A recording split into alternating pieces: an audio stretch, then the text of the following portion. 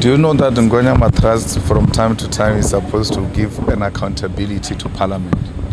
And once you give accountability to Parliament, you are a state organ.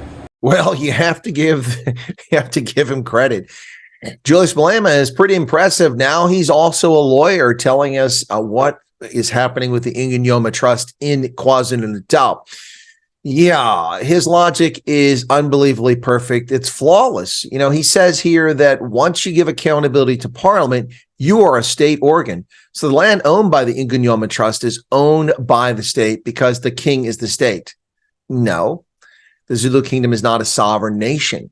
It is a subservient part of South Africa.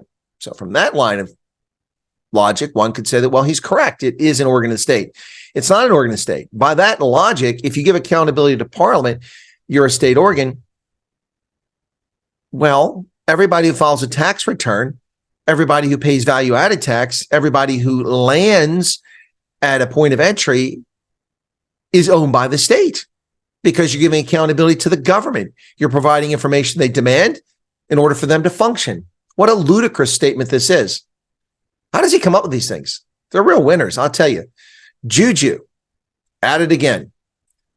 How does this guy get any credibility whatsoever from anybody in South Africa? The Ingonyama Trust is not owned by the state.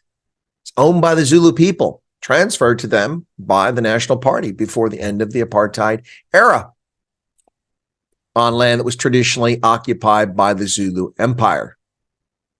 But it's all part of South Africa, not part of the government. The government doesn't control that land. The government doesn't get to hand that land out. Under the trust, the king does.